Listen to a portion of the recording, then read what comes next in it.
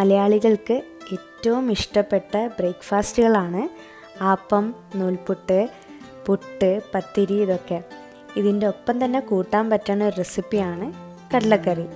അപ്പോൾ ഇന്നത്തെ വീഡിയോയിൽ വറുത്തരച്ച കടലക്കറിയാണ് ചെയ്യാൻ പോണത്.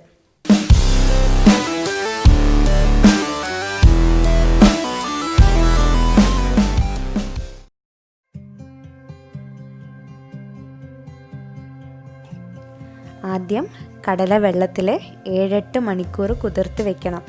ഞാനിവിടെ തലേന്ന് രാത്രി കുതിർത്ത് വെച്ച് രാവിലത്തേക്ക് എടുത്തു വെച്ചിരിക്കുകയാണ്. ഇതിലേക്ക് മുറിച്ചിരിക്കുന്ന ഉരുളക്കിഴങ്ങ്, തക്കാളി, നമ്മളുടെ എരിവ് അനുസരിച്ചിട്ട് പച്ചമുളക്, ആവശ്യത്തിന് ഉപ്പും ചേർത്ത് കൊടുക്കുക. കടല വേവിക്കാൻ അത്രയുള്ള വെള്ളവും ചേർത്ത് കൊടുത്ത് ഒരു 1/4 ടീസ്പൂണ് മഞ്ഞൾപ്പൊടിയും ഇട്ട് കൊടുക്കുക.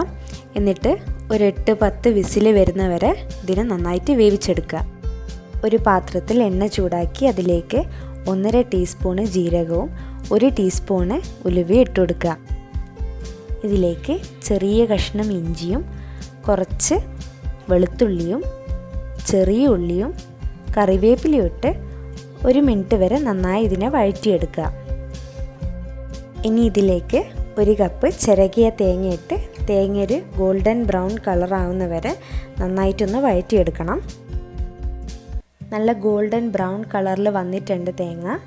ഇനി ഇതിലേക്ക് 2.5 ടീസ്പൂണ് മുളക് പൊടി, എരിവ് കൂടുതൽ വേണമെന്നുണ്ടെങ്കിൽ കുറച്ചും കൂടിയും ചേർത്ത് കൊടുക്കുക.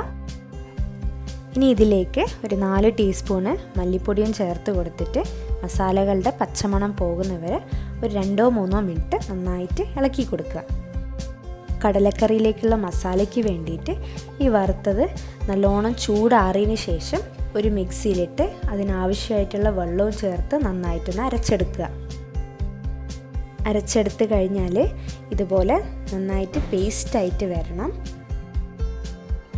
വേവിച്ചെടുത്ത കടലയാണിത്. കടല വെന്തോ നോക്കാൻ വേണ്ടിയിട്ട് 1-2 കടല എടുത്ത് ഒന്ന് അമർത്തി നോക്കുക. ഇതുപോലെ ഉടഞ്ഞു കിട്ടണം. നമ്മൾ അരച്ച് വെച്ചിരിക്കുന്ന മസാല ഇനി ഈ കടലയിലേക്ക് ചേർത്ത് കൊടുത്ത് നന്നായിട്ട് ഇളക്കി കൊടുക്കുക. പിന്നെ 2-3 കപ്പ് വെള്ളവും കൂടെ ഇതിലേക്ക് ചേർത്ത് കൊടുത്ത് നന്നായിട്ടൊന്ന് മിക്സ് ചെയ്തെടുക്കുക. പിന്നെ ഈ സമയത്ത് നമ്മൾ ഉപ്പുണ്ടോ നോക്കുക, ഇല്ലെങ്കിൽ വീണ്ടും ഇട്ട് കൊടുക്കുക. കാരണം കടലയിൽ ഞാൻ കുറച്ച് ഉപ്പേ ഇട്ടിട്ടുള്ളൂ. എന്നിട്ട് ഇതിനെ 2-3 മിനിറ്റ് നന്നായി തിളപ്പിച്ച ശേഷം മാറ്റി വയ്ക്കുക. ഒരു പാത്രത്തിൽ എണ്ണ ചൂടാക്കിയിട്ട് അതിലേക്ക് കുറച്ച് കടുക് ഇട്ട് കൊടുക്കുക. കടുകൊക്കെ പൊട്ടിക്കഴിഞ്ഞാൽ 1 വറ്റൽമുളകും ചേർത്ത് കൊടുക്കുക. ഇനി ഇതിലേക്ക് നീളത്തിൽ അരിഞ്ഞിരിക്കുന്ന ഉള്ളിയും കുറച്ച് കറിവേപ്പിലയും ചേർത്ത് ഉള്ളി ഒന്ന് നന്നായിട്ട് വഴറ്റിയെടുക്കുക. ഉള്ളി ഒന്ന് നന്നായി വണങ്ങിക്കഴിഞ്ഞ് കഴിഞ്ഞാൽ ഇതിനെ നമ്മൾ ഉണ്ടാക്കി വെച്ച കടലക്കറിയിലേക്ക് ഇട്ട് കൊടുക്കുക. വലിയ ഉള്ളിക്ക് പകരം നമുക്ക് ചെറിയ ഉള്ളി ഉപയോഗിക്കുക അതിന് വേണ്ടിയിട്ട്. പിന്നെ ഇതൊന്ന് മസാലയിലേക്ക് നന്നായിട്ട് ഇളക്കി കൊടുക്കുക. പുട്ടിൻ്റെ കൂടിയും ആപ്പത്തിൻ്റെ കൂടിയൊക്കെ കഴിക്കാൻ പറ്റുന്ന വറുത്തരച്ച കടലക്കറി തയ്യാറായിട്ടുണ്ട്. തുടർന്നും ഈ ചാനലിൽ നിങ്ങൾക്ക് വീഡിയോസ് കാണുവാനായി ഈ ചാനൽ സബ്സ്ക്രൈബ് ചെയ്യുക. കൂടാതെ അടുത്തുള്ള ബെൽ ബട്ടണും അമർത്തുക.